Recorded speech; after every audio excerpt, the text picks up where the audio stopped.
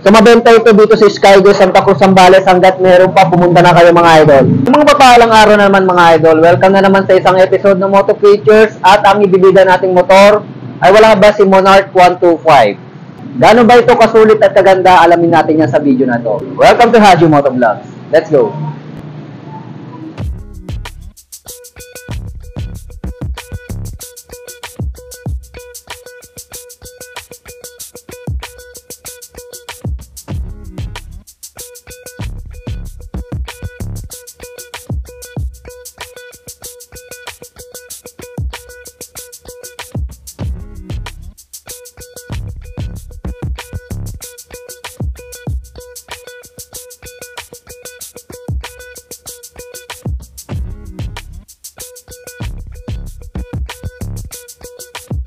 Yes sir, ito na po ang Monarch TM125. Pantra bike po siya mga idol at ito mga ginagamit sa kung gusto mo mag sidecar, so pwede po siya. Actually, punta lang ako dito last week, may mga 175. Okay? Ngayon wala na mga idol. Ang natira na lang 125. So konti na lang. Buti may namatira pa sa aking Monarch 125. So, mabenta ito dito sa Skygo, Santa Cruz, Zambales, hanggat meron pa, pumunta na kayo mga idol. Tingnan natin kung bakit nga ba ito ang binibili ngayon at mabenta. Alamin natin yan, okay? So, simulan natin dito sa kanyang unahan ng headlight. Okay, meron po siyang box type na headlight na parang TMX 155 ang datingan, no? Pero mas okay siya, mas good sa tingnan.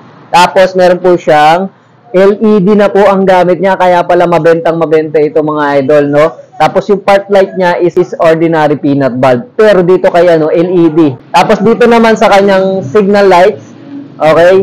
So hindi siya flexible, pero malaki ang signal lights niya dito na may peanut bulb mga idol.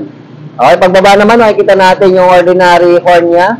Tapos dito naman sa kanyang telescopic port, meron po siyang rubber boost para sa protection sa putik, okay? Sa mga rust. Okay, so una gumagamit ng telescopic port, okay? With spokes po siya mga idol, rim set po ang gamit niya. Tapos drum brake po ang ginamit niya sa kanyang braking system na may sukat na gulong na 2.75 by 17 at tube type po ang gamit nito mga idol. Pagdating naman sa likuran mga idol, again, yan, ito yung likuran niya mga idol. Kung aftermarket ang pag-uusapan, TMX 155 ang pwede dito mga idol. So, LED po ang gamit niya dito mga idol.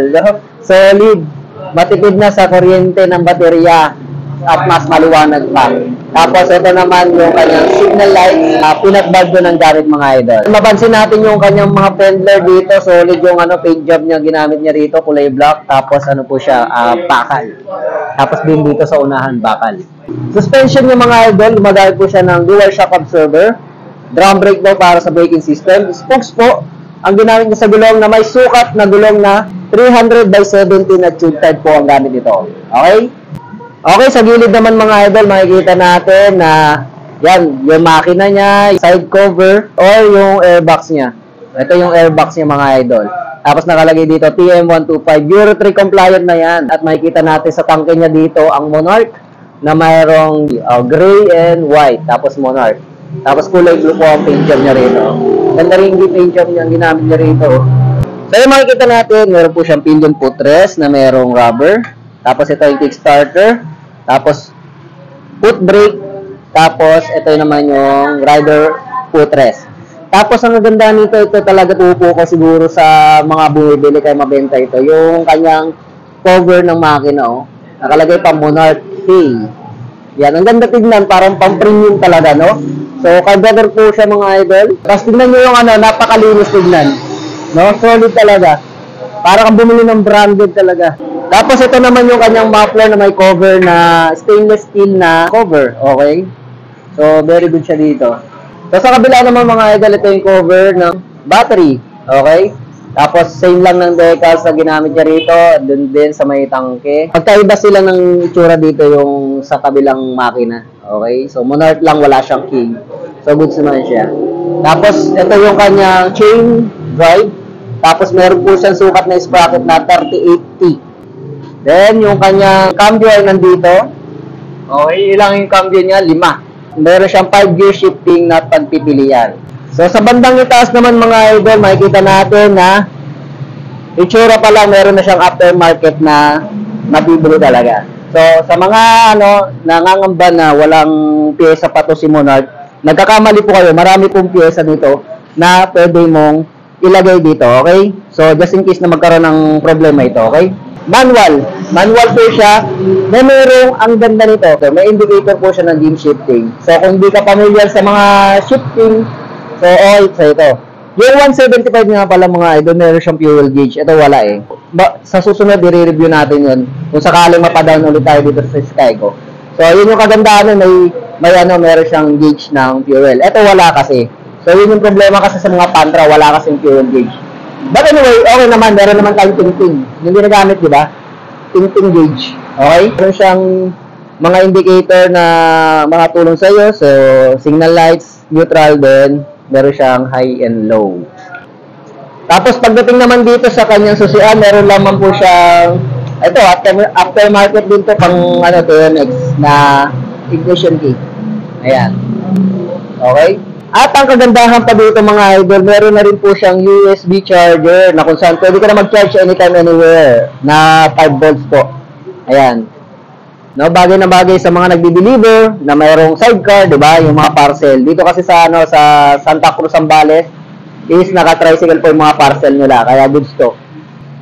Tapos ito naman sa switches and buttons naman mga idol, unahin natin sa kaliwa na merong high and low, turn lights, then busina.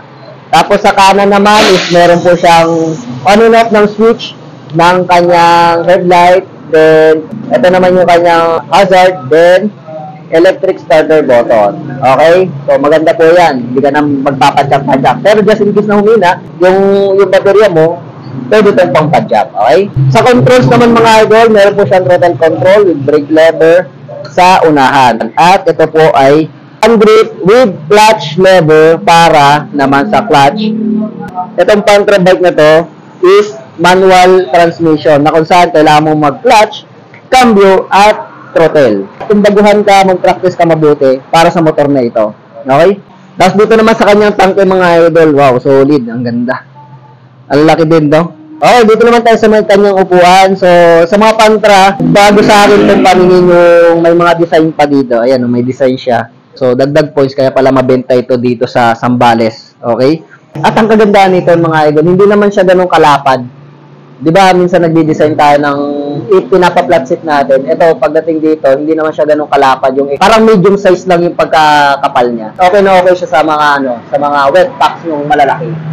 At mga yagbos at pie toppers. So, okay naman yung foam, goods naman.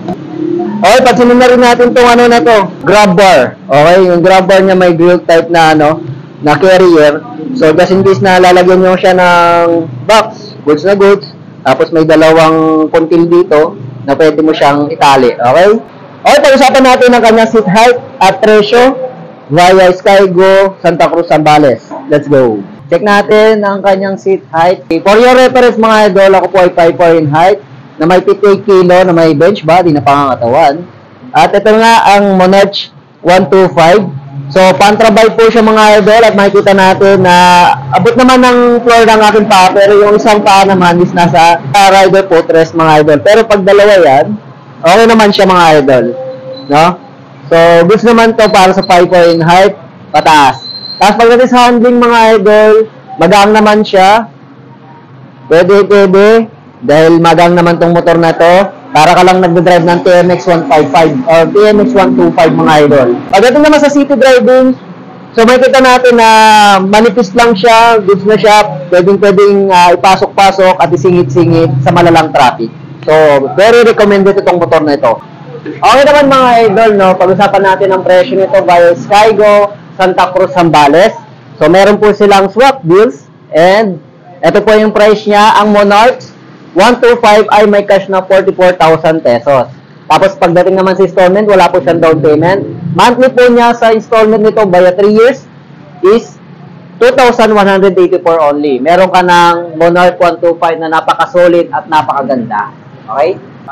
At para tapusin ang video na ito, huwag sana kalimutan mag-subscribe at i-hit ang notification bell para lagi kang updated sa mga ganitong klaseng impormasyon tungkol sa mga bagong labas na motor. At i-like at i-follow nyo na rin ang ating munting page na Haji Motovlogs TV. Ito po si Haji from Haji Motovlogs. Thank you for watching and peace out.